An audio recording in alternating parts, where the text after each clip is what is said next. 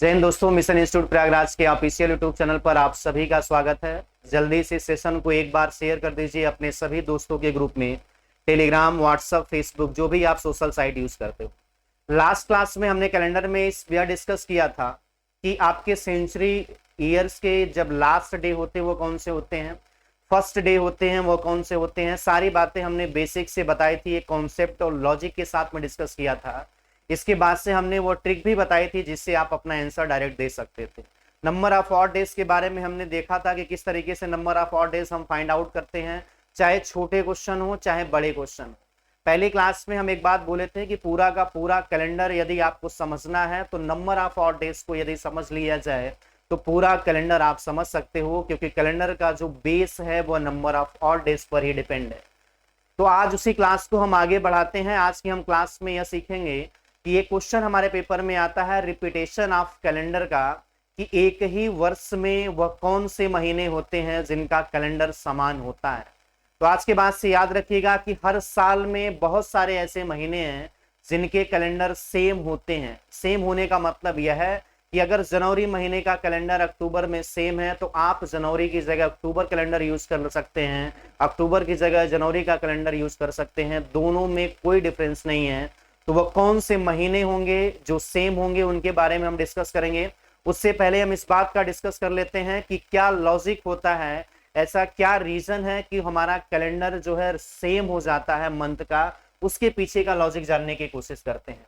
यदि हमने आपसे कहा कि एक महीना आपका दिया गया है जनवरी और ये एक नॉर्मल ईयर है, तो भाई इसमें दिन होंगे आपके 1, 2, 3 इस तरीके से जाते जाते कितनी तारीख होगी, तो आपका जवाब होगा सर 31 तारीख होगी। तो इसमें यदि मान लेते हैं, हम अपने मन से मान लेते हैं भाई पहला दिन कौन सा, मंडे, कोई भी दिन हो उससे हमें कोई फर्क पड़ने वाला नहीं। दूसरा ट्यूसडे है, तीसरा कौन सा दिन है, वेडनेसडे। हमने आपसे कहा कि जनवरी महीने का कैलेंडर आपके अक्टूबर महीने के समान होता है, तो अक्टूबर में 1, 2 तारीख, 3 तारीख, 4 ऐसे करते हुए 31 तारीख होगी। यदि अक्टूबर महीने का कैलेंडर सेम है तो इस बात को ध्यान दीजिएगा, यदि पहले दिन मंडे मिल जाए, क्योंकि पहला दिन यहाँ भी कौन सा दिन दिखाई दे रहा, मंडे, तो बाकी पूरे महीने का कैलेंडर सेम होगा कि नहीं, तो सेम हो जाएगा क्योंकि नंबर ऑफ डेज दोनों में इक्वल दिखाई दे रहे हैं। तो दूसरा दिन मंडे आ जाएगा, तीसरा दिन कौन सा, सॉरी ट्यूसडे आ जाएगा, तीसरा दिन कौन सा आ जाएगा भाई, वेडनेसडे। अब बात करते हैं अक्टूबर के पहले महीने कौन सा आता है। तो अक्टूबर के जो पहले महीने की बात करोगे वह महीना हमारा सितंबर का होता है, जिसमें दिनों की संख्या कितनी होती है, 30। अगर 1 अक्टूबर को आपको मंडे चाहिए तो लॉजिकली सोचकर बताइएगा कि 30 तारीख को, 30 सितंबर को हम कौन सा दिन लिखें। तो आपका जवाब होगा सर यहाँ संडे आएगा तो ही यहाँ मंडे आएगा। और यहाँ यदि संडे आ रहा है इसका मतलब है सप्ताह की शुरुआत किस दिन हुई, मंडे से। और यहाँ कौन सा दिन आ रहा है, संडे। यह तब आता है जब आपके नंबर ऑफ डेज 7 से कंप्लीटली डिवाइड हो जाए, एक भी रिमाइंडर नहीं बचता है।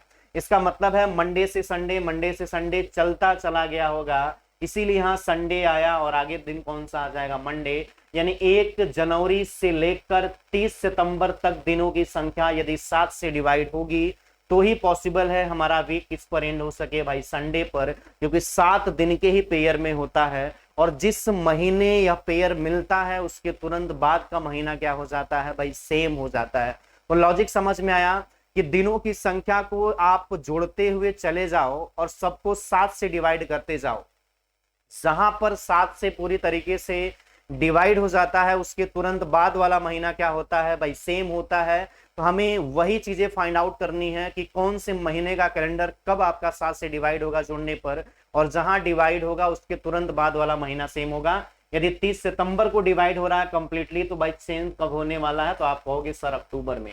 अब पेपर में कैसे फाइंड आउट करोगे, तो मैं एक बेसिक से बता देता हूं लॉजिक के साथ में, उसके बाद लास्ट में इन सारी बातों को मैं एक पेज पर नोट करा दूंगा कि कौन से महीने हैं, कब कब आपके रिपीट करते हैं, ताकि आप उसको याद करके पेपर में अपना टाइम बचा सको। भाई पेपर में आपको टाइम बचाना ही बचाना है, क्योंकि पेपर में आपके हर एक सेकेंड की वैल्यू होती है।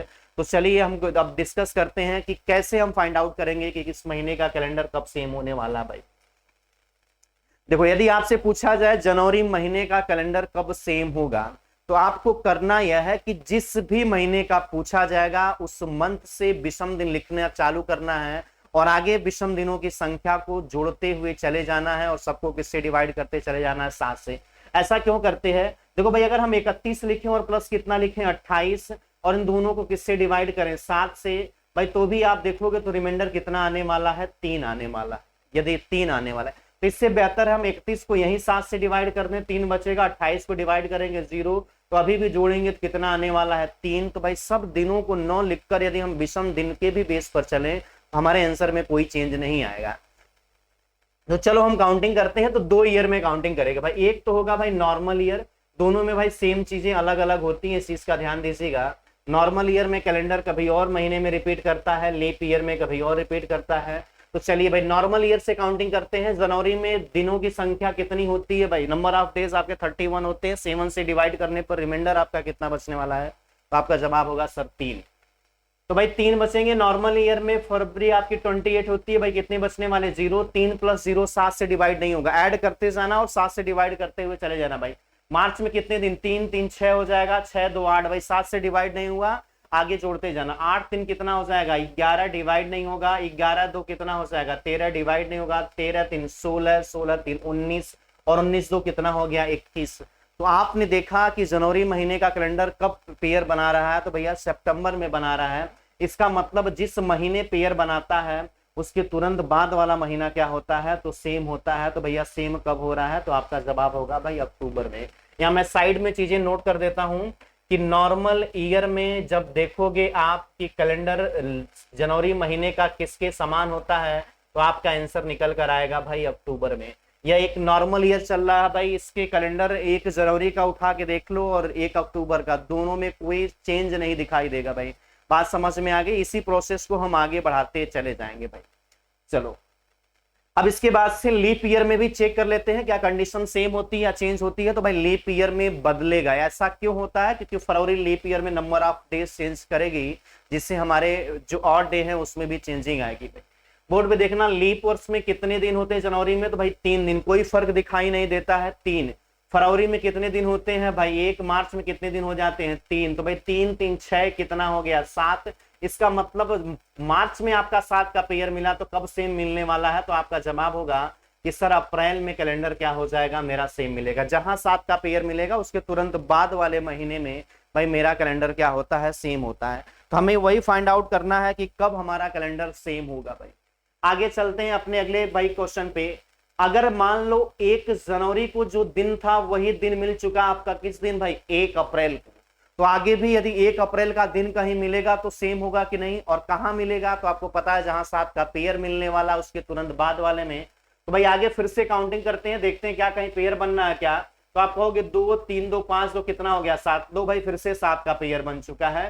तो जो तारीख 1 जनवरी को वही तारीख 1 अप्रैल को, वही तारीख भाई तारीख दिन सेम होगा भाई। 1 जनवरी को जो दिन 1 अप्रैल को, जो दिन 1 जुलाई को हो जाएगा, तो यहाँ पर आपका सेम हो जाएगा। आगे नहीं पेयर बन सकता, 3 3 6 2 8 3 11 2 13 पेयर नहीं बनने वाला है। तो फरवरी महीने का कैलेंडर यदि आप जनवरी महीने का कैलेंडर आपसे पूछा जाए कि लीप ईयर में कब सेम होता है, तो आपका जवाब होगा एक तो आपका अप्रैल होता है और दूसरा आपका कौन सा होता है, जुलाई होता है। भाई बोर्ड पर लिख दिए हैं, इसे कॉपी कर लेना कि जनवरी महीने का कैलेंडर 2 सेशन में हमने देखा, एक तो नॉर्मल ईयर में, एक तो लीप ईयर में। लीप ईयर में 2 महीने में सेम होता है, एक तो अप्रैल होता है, दूसरा कौन सा होता है, जुलाई। और नॉर्मल ईयर में सिर्फ 1 महीने में सेम होता है, वो होता है आपका अक्टूबर। चलो भाई अब आगे देखते हैं भाई फरवरी महीने का। चलो अब फरवरी महीने से पूछा गया है तो हमें दिन पता होना चाहिए 1 फरवरी का। क्या जनवरी से कोई मतलब है, नहीं मतलब है भाई, क्योंकि जनवरी में चाहे 1 तारीख को मंडे ट्यूसडे वेडनेसडे, उससे हमें मतलब ही नहीं। हमें मतलब इस बात से है कि 1 फरवरी को कौन सा दिन पड़ेगा, और वही दिन हमें पता करना है दोबारा कब पड़ने वाला है। तो जरा बोर्ड पे देखना और समझने की कोशिश करना भाई। जिस मंथ का पूछा जाता है भाई उसी मंथ से विषम दिन लिखते हैं, उसके बीते हुए मंथ से हमें कोई मतलब नहीं होता है, यह चीज याद कर लेना। ऐसा इसलिए होता है क्योंकि हमें 1 फरवरी को यदि मत चाहिए दिन, तो 1 जनवरी को कौन सा दिन था उससे बिल्कुल हमें कोई मतलब नहीं है भाई। चलो नॉर्मल ईयर में 28 दिन होते हैं, तो कितने दिन बचेंगे भाई 0। क्या मार्च में रिपीट करेगा कि नहीं करेगा, तो जवाब होगा सर रिपीट करेगा। ऐसा क्यों होता है जरा समझना भाई। मार्च में टोटल दिन कितने होते हैं 28, भाई 1 तारीख से शुरू होता होगा, कितनी तारीख तक जाता होगा, 28। अब अपने मन से कोई दिन मान लेना भैया, और फिर यहां से आ जाता कौन सा होगा, तो आप कहोगे फिर से मार्च आता होगा, और मार्च कहां से शुरू होगा, तो आप कहोगे 1 तारीख से। समझना इस चीज को, इसमें समझ सकते हो, एक ही लाइन में आपका आंसर आ सकता है, तो समझाना आसान होगा भाई। अगर 1 तारीख को मंडे होगा तो भाई 28 दिन है, तो 7वां दिन कौन सा पड़ेगा, तो आप कहोगे सर संडे। एक सप्ताह तो संडे भाई कंप्लीट होता है, तो कितने दिन हो जाएंगे, 7 दिन। भाई मंडे से आप चलोगे संडे, कितने दिन हो जाएंगे भाई, 7 दिन। फिर से मंडे से संडे चलोगे, कितने दिन हो जाएंगे, 14। फिर से मंडे चलोगे, कितने हो जाएंगे, 21। फिर से मंडे से संडे चलोगे तो कौन सा दिन हो जाएगा, 28। तो इस दिन कौन सा दिन आ जाएगा, संडे। इस दिन कौन सा दिन आ जाएगा, मंडे। तो रिपीट करेगा कि नहीं करेगा भाई, तो रिपीट करेगा, क्योंकि 28 से दिन है तो 7 से डिवाइड हो जाते हैं। तो फरवरी महीने का कैलेंडर भाई तुरंत अगले महीने सेम हो जाता है मार्च में। आप 2024 आएगी, कैलेंडर उठा के देखना, 1 फरवरी को जो तारीख होगी वही आपकी 1 मार्च को मिलने वाली है। भाई समझ में आया। अब आगे भी यदि देखोगे, पूछोगे कि सर आगे भी मैच करेगा, तो फिर से रिपीट कर सकता है, तो आगे फिर से पेयर ढूंढने की कोशिश करो भाई। तो भाई यहां लिखोगे भैया कितना, मार्च में कितने दिन बचेंगे, तो आपका जवाब होगा सर 3। मार्च में रिपीट हो गया, चीज ध्यान देना। फिर से आगे कहीं पेयर बनेगा तो फिर से सेम हो सकता है, जरूरी नहीं एक ही महीने सेम होता है, 2 महीने सेम भी हो सकते हैं। पीछे देखे हुआ अप्रैल में 2, 3 2 5, 3 8, 2 10, 3 13, 13 3 16, 16 2 18, 18 3 कितना हो जाएगा, 21। पेयर मिला कि नहीं भाई, 7 का पेयर मिल चुका है। और जब 7 का पेयर मिला है तो फरवरी महीने का कैलेंडर कब रिपीट करेगा, तो भाई नवंबर में। तो कब सेम होने वाला है भाई, नवंबर में। तो भाई इसे नोट कर लेना जरा, कि अगर जब फरवरी की बात होगी तो आप कहोगे सर नॉर्मल ईयर में यदि हम देखेंगे तो भाई नॉर्मल ईयर में कैलेंडर फरवरी महीने का रिपीट करता है, एक तो आपका मार्च में और दूसरा कब रिपीट करता है, तो आप कहोगे सर नवंबर में। इन तीनों महीने में 1 तारीख का दिन मैच करना भाई सेम होगा किसी भी कंडीशन में, नॉर्मल ईयर की बात हो रही है भाई। आगे जरा चलना भाई, अगर पीछे हमने लाइन बोल दी हो तो लीप ईयर उसको भाई सही कर लेना, हमने नॉर्मल ईयर की बात कर रहे हैं भाई। लीप ईयर में जब बात करोगे तो भैया लीप ईयर में फरवरी में कितने दिन होते हैं, 1 दिन। भाई मार्च में कितने दिन, 3 दिन। अप्रैल में कितने दिन, 2। तो भाई 3 2 5 1 6, 6 3 9, 9 2 कितना हो जाएगा भाई, 11, 11 3 कितना हो जाएगा, 14। कितने का पेयर मिल चुका है, तो आप कहोगे सर 7 का। तो भाई 7 का पेयर जहां मिला उसके तुरंत बाद वाला महीना सेम होगा कि नहीं, तो आप कहोगे सर सेम होगा। आगे पेयर ढूंढ लेना भाई, 3 होगा, 2 होगा, 3 2 5, 3 8, 2 10, 3 13 नहीं बनने वाला है। तो फरवरी महीने का कैलेंडर जब आप लीप ईयर में पता करोगे तो वह आपका सेम कब हो जाता है, तो आपका जवाब होगा सर वो सेम हो जाता है अगस्त महीने में। नोट कर लेना इस चीज को भाई, इस चीज को नोट कर लेना। अब आगे इसी तरीके से यदि हम पेयर को बनाते चलें, आगे इसी तरीके से हम पेयर को बनाते चलें, तो जब मार्च की बारी आएगी तो भैया ना ही नॉर्मल ईयर से फर्क पड़ेगा ना ही लीप ईयर से, इसलिए क्योंकि हमें फरवरी को काउंटिंग की जरूरत पड़ेगी नहीं। हम मार्च का कैलेंडर पता कर रहे हैं तो सुनना ध्यान से, अगर मार्च महीने का पूछा जाएगा तो क्या आपको भाई फरवरी से कोई मतलब है, नहीं, 1 मार्च से मतलब है। तो मार्च से काउंटिंग करोगे, 3 2 5, 3 8, 2 10, 3 13, 3 16, 2 18, 3 कितना 21। फिर से कब रिपीट हो जा रहा है, नवंबर में। तो भैया मार्च का जब बात शुरू हो जाएगी मार्च से, तो भैया मार्च से चाहे लीप वर्ष की बात कर लो चाहे नॉर्मल ईयर की बात कर लो, दोनों ही कंडीशन में कब रिपीट करेगा, तो आपका जवाब होगा कि सर वह नवंबर में रिपीट करने वाला है। कब रिपीट करने वाला है भाई, नवंबर में रिपीट करने वाला है। नोट कर सकते हो भाई इसे। इसके बाद मार्च के बाद से जब आप अप्रैल की काउंटिंग करोगे, तो जरा अप्रैल की काउंटिंग करना, तो अप्रैल की काउंटिंग करोगे तो मार्च से मतलब नहीं होगा, 2 3 2 5 2 7 कब रिपीट हो जाएगा भाई, जुलाई में। जब अप्रैल की काउंटिंग करोगे तो यही पेयर आपके साथ बना देंगे, तो मार्च से मतलब नहीं होगा तो कब हो जाएगा, जुलाई में। तो अप्रैल महीने का कैलेंडर कब हो जाएगा भाई, जुलाई में हो जाएगा। आगे अब सिर्फ 1 महीने का कैलेंडर रिपीट करेगा, वो महीना होगा आपका सितंबर में, जिसका कैलेंडर दिसंबर में रिपीट करता है। इसी प्रोसेस को अपना कर चेक कर सकते हो, जिस महीने का पूछा जाए उससे विषम दिन लिखना शुरू करो, आगे महीने के जुड़ते हुए चले जाओ और किससे डिवाइड करते जाओ भाई, 7 से। तो मैं एक पेज में सभी बातों को मैं लिख देता हूं कि कब कब कैलेंडर आपका रिपीट किया था। देखो भाई, जनवरी हम बात करें यदि नॉर्मल ईयर की,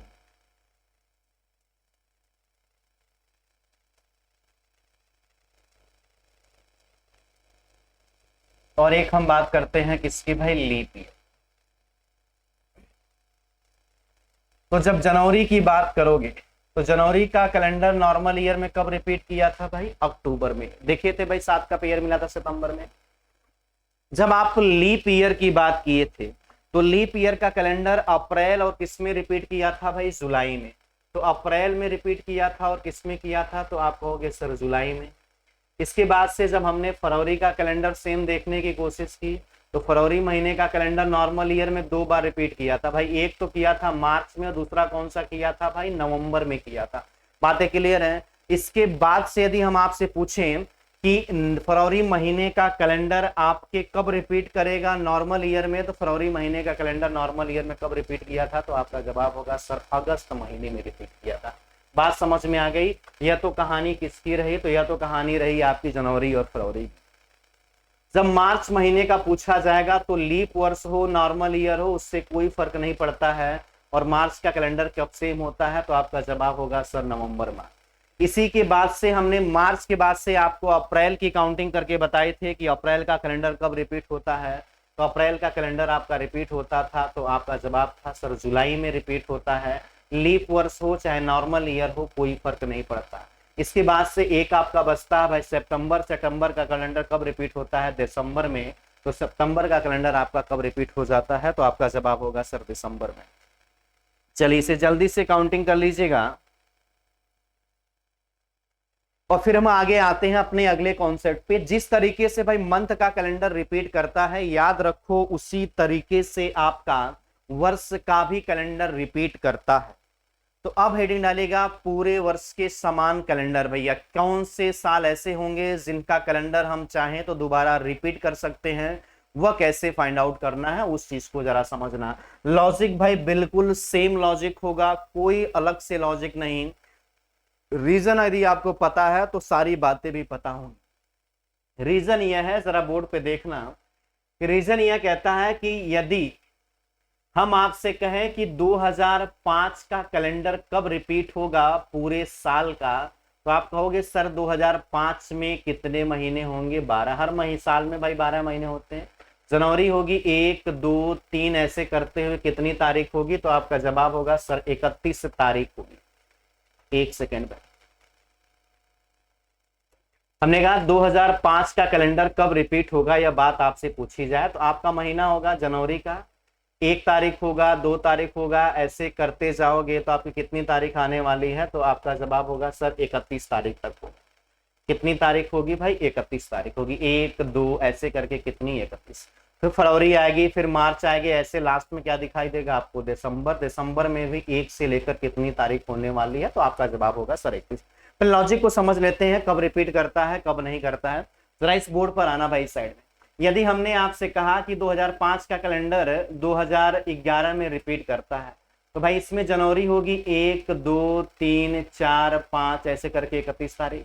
फिर से आपका कौन सा महीना दिखाई दे देगा, दिसंबर, जहां पर 1 2 3 ऐसे कितनी तारीख होगी भाई, 31 तारीख। कब रिपीट करता है जरा इस बात को समझिएगा भाई। अगर 1 तारीख को यहाँ मंडे दिखाई दिया आपको, तो 2 तारीख को यहाँ कौन सा दिन दिखाई देगा, ट्यूसडे। 1 तारीख को यहाँ कौन सा दिखाई देगा, मंडे। इस दिन कौन सा दिखाई दे देगा, ट्यूसडे। यदि 1 तारीख 2005 जनवरी को जो दिन था वही दिन यदि 1 जनवरी 2011 को हो जाए तो सेम होगा कि नहीं भाई, इतना बता दो, सेम होगा। और यहाँ इसके पहले वाले मंथ की बात करोगे तो इसके पहले कौन सा भाई साल आता है, तो आप कहोगे 2010। और 2010 की जब आप दिसंबर महीने की हम बात करें, 2010 के दिसंबर महीने की, तो इसके पहले जो कैलेंडर आता है वह 2010। और 2010 के यदि दिसंबर महीने की आप बात करोगे तो 1 2 कितनी तारीख होगी, 31। दिसंबर 2010 को 31 तारीख को कौन सा दिन आना चाहिए, 1 जनवरी 2011 को मंडे आ जाए, तो आपका जवाब होगा यहाँ दिन आना चाहिए कौन सा, तो आपका जवाब होगा सर संडे आना चाहिए। और यहां यदि संडे आना चाहिए तो भाई शुरुआत किस दिन से हुई है, मंडे से। और यहाँ संडे कब आ सकता है, तो आप कहोगे यदि मंडे से सर संडे आ तभी सकता है जब सभी के दिन जो होंगे वो किससे डिवाइड हो जाएंगे, तो आपका जवाब होगा सर नंबर ऑफ डेज को जब 7 से डिवाइड करोगे और यदि शेषफल आपका 0 बचेगा तो ही पॉसिबल है, इसके अलावा पॉसिबल नहीं। 2005 का कैलेंडर यदि हम यह मान लें कि 2000 आपके 11 में रिपीट होगा, तो जो तारीख 1 तारीख को होगी वही उसमें भी होनी चाहिए। दोनों में फरवरी 29 की होगी तो सेम होंगे नंबर ऑफ डेज, तो अपने आप ही रिपीट हो जाएगा। लेकिन 2005 11 को 1 तारीख को यदि मंडे चाहिए तो 2010 को दिसंबर के 31 को कौन सा दिन चाहिए? संडे। हम पेयर बनाने की कोशिश कर रहे हैं, कोई भी दिन मान सकते हो, आंसर आपका आएगा। और यह तब पॉसिबल है जब दिनों की संख्या किससे डिवाइड हो जाए? भाई 7 से। चीजें समझ में आई तो एक बार भाई कमेंट करके बता देना भाई। अब इसको सर यूज कैसे करेंगे पेपर में? तो देखो, पहले हम बेसिक से बताएंगे, उसके बाद से आपको हम एक टेबल याद करा देंगे, उस टेबल के अकॉर्डिंग आप अपना आंसर दे सकते हो। कई जगह टेबल का यूज नहीं कर सकते हो, तो कब यूज नहीं करोगे, कहां करना चाहिए, आप खुद समझ जाओगे यदि लॉजिक को समझ जाते हो तो। भैया चलो बोर्ड पर देख, हमने आपसे कहा कि 2005 का कैलेंडर पता करना है कि कब सेव होगा। तो करना यह है, जैसे महीने के विषम दिन लिखते थे वैसे ही अब किसके दिन लिखने वाले हो? तो आप कहोगे सर वर्ष के लिखने वाले हैं, और तब तक लिखकर जोड़ते रहोगे जब तक 7 या 7 से पूरी तरीके से डिवाइड न हो जाए। और भाई पूरे दिनों को लिखकर भी कर सकते हो, लेकिन दिन लिखने से बेहतर है आप विषम दिन ही लिखा करो। भाई 2005 से कौन सा साल है? तो आपका जवाब होगा सर नॉर्मल ईयर। कितने दिन बचने वाले हैं? तो आपका जवाब होगा सर 1। जिस साल का पूछा जाता है उस साल से दिनों की संख्या लिखते हुए जोड़कर आगे डिवाइड करते जाओ 7 से, जहां पेयर 7 का मिलता है वही रिपीट करता है। 2000 कितना हो गया भाई? 5। इसके बाद से कौन सा साल आता है? तो आपका जवाब होगा, 1 मिनट इससे पहले कुछ और बातें लिख लेना। लिख या लेना कि यदि दिया गया वर्ष एक कौन सा वर्ष है? नॉर्मल ईयर, और आपसे जो आपने आंसर दिया है वो भी एक नॉर्मल ईयर में जाकर दिया है, तो ऐसी कंडीशन में भाई कैलेंडर कहां तक सेम होता है? तो आपका जवाब होगा सर दोनों ही वर्ष में फरवरी 28 की आएगी। तो ऐसी कंडीशन में यदि 1 तारीख को दिन सेम हो गया तो पूरे साल का कैलेंडर सेम होता है। तो पूरे साल का कैलेंडर क्या होता है भाई? सेम होता है। जैसे हमने कहा 2005 का कैलेंडर कब रिपीट करता है? भाई 2011 में। दोनों एक नॉर्मल ईयर है, तो जो पूछा गया वो भी वर्ष नॉर्मल, जो बता रहे वो भी वह नॉर्मल। तो ऐसी कंडीशन में कहाँ रिपीट करेगा भाई? पूरे साल। लेकिन एक सामने आपके ऐसी कंडीशन बने कि नॉर्मल ईयर दिया जाए और आपका आंसर किस वर्ष जाके दे रहे हो भाई? Leap year. तो ऐसी कंडीशन में भैया आपका जो कैलेंडर होता है वो सिर्फ कहाँ तक सेम होता है? तो 28 फरवरी तक सेम होता है। ऐसा क्यों होता है? यह रीजन जान लेना भाई। भाई नॉर्मल ईयर में फरवरी कितने तक होगी? 28 की। इसमें फरवरी कितने की दिखाई देगी? 29 की। तो यदि 1 तारीख को दिन सेम भी हो गया जनवरी में तो बेटा 28 तक तो दोनों में सेम रहने वाला है।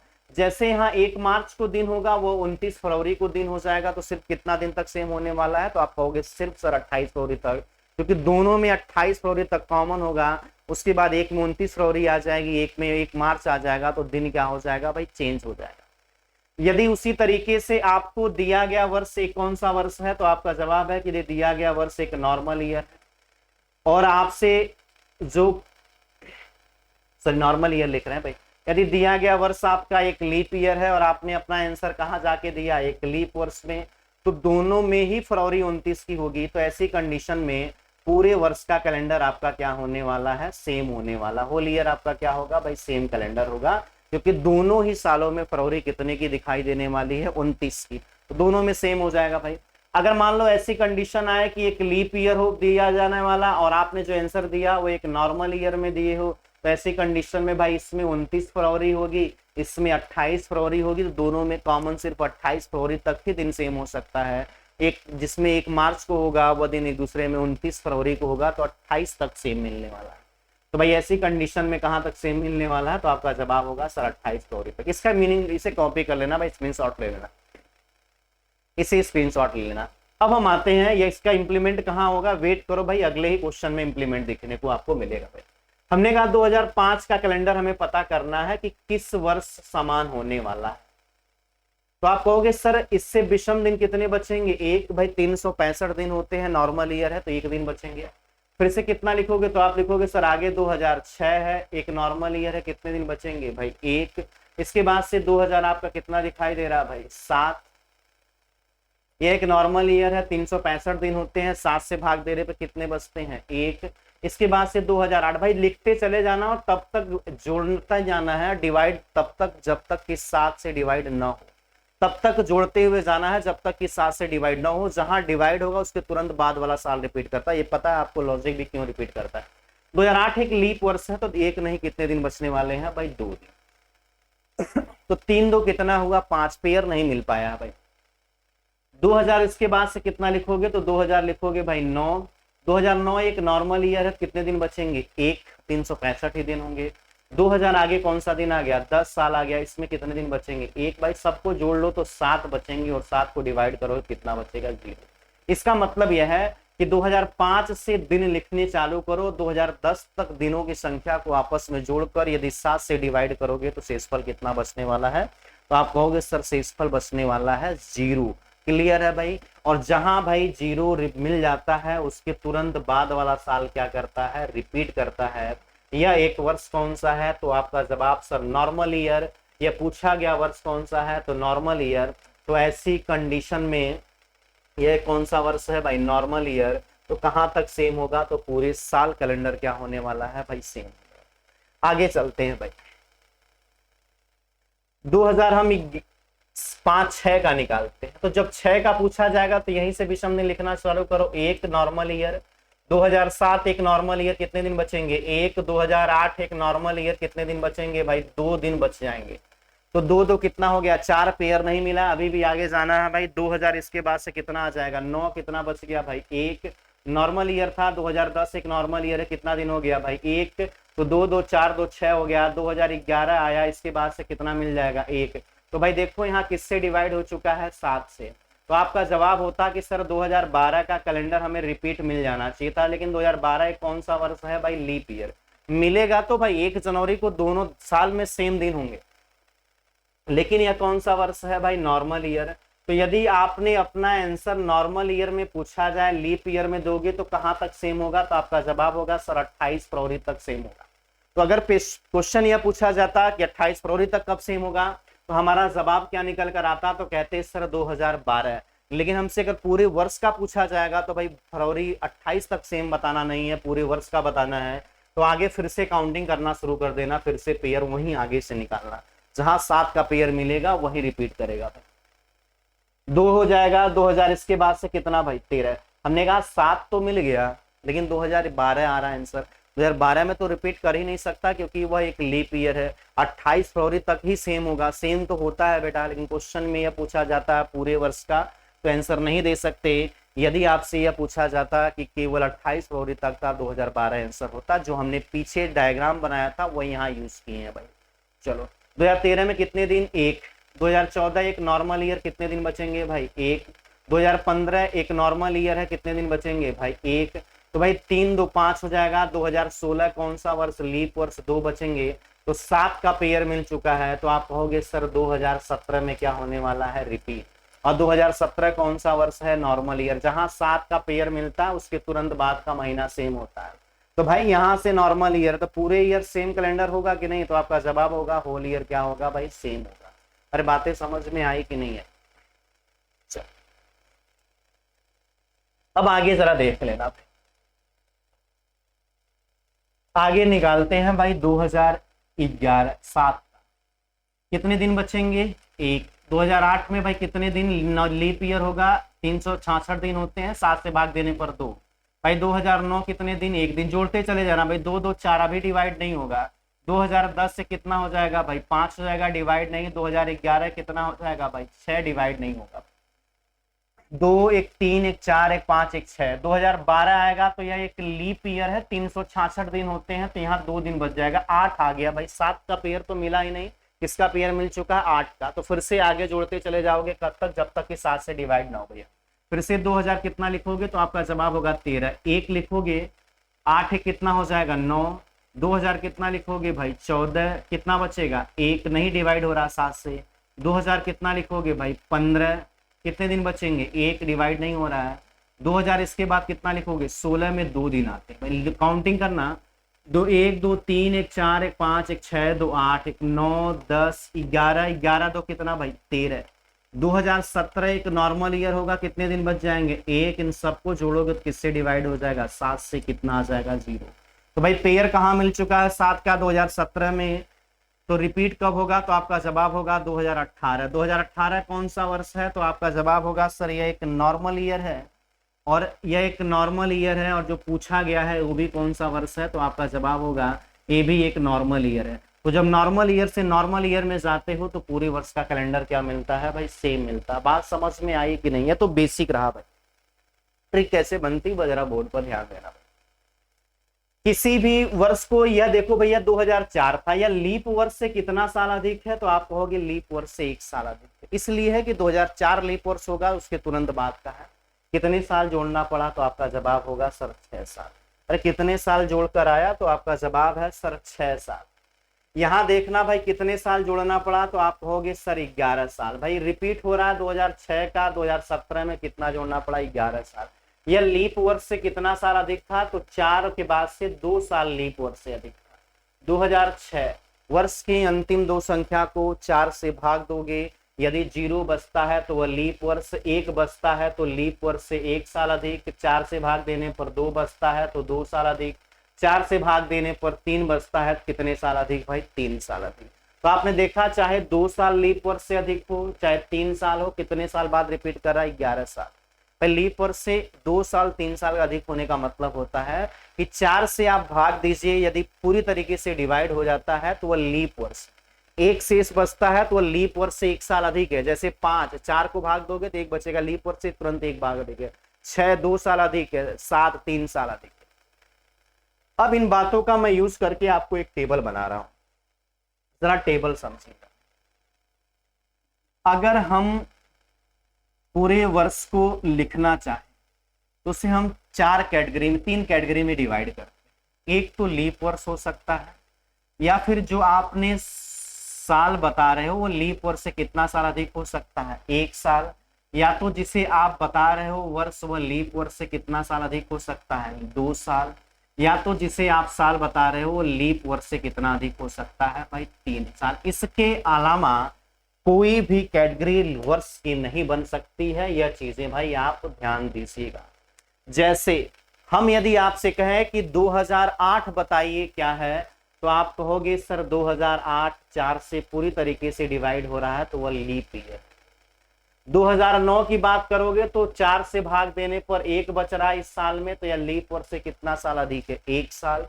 2010 की बात करोगे तो लीप वर्ष से कितना साल अधिक है? 2। 2011 की बात करोगे तो लीप वर्ष से कितना साल अधिक है? तो आपका जवाब होगा सर 3 साल अधिक। तो आपने देखा इसके जस्ट पहले कि जब लीप वर्ष से 1 साल कोई अधिक था तो कितने साल में रिपीट कर रहा था? 6 साल में। कितना साल जोड़ना था भाई? 6 साल में। देख लो भैया कितने साल में रिपीट किया था? 6 साल। और कोई वर्ष यदि लीप वर्ष से 2 साल अधिक था तो कितने साल बाद रिपीट कर रहा था? 11 साल।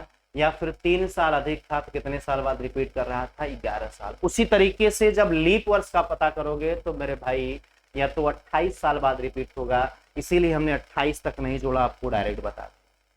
तो भाई लीप वर्ष है 2008 तो कितना जोड़ना पड़ेगा? तो 28 साल, 28 जोड़ोगे तो भैया 2000 कितना हो जाएगा? 8 8 16 36 में समान होगा। 2008 2036 का कैलेंडर बिल्कुल सेम मिलेगा भाई। 2009 लीप वर्ष से 1 साल अधिक है तो कितने जोड़ने पर भाई? 6। तो 2000 कब रिपीट करेगा? तो आपका जवाब होगा 2015। 2009 का कैलेंडर उठा लीजिए, 2015 का 1 जनवरी से लेके पूरे 31 दिसंबर तक सेम होंगे। 4 से भाग देने पर 2 बचेगा, और इसमें कितना जोड़ने पर आता है? 11। तो 2000 कब हो जाएगा भाई? 21 का। 2010 का कैलेंडर रिपीट हुआ था 2021 में। 2011 है, इसमें भी 11 जोड़ना पड़ेगा, तो कब रिपीट हो जाएगा भाई? 2022 में। चीजें यदि समझ में आ गई है तो एक बार कमेंट करके बताना भाई आपको सेशन कैसा लगा। यदि बढ़िया लगा है तो एक बार सब्सक्राइब और शेयर करना ना भूलिए।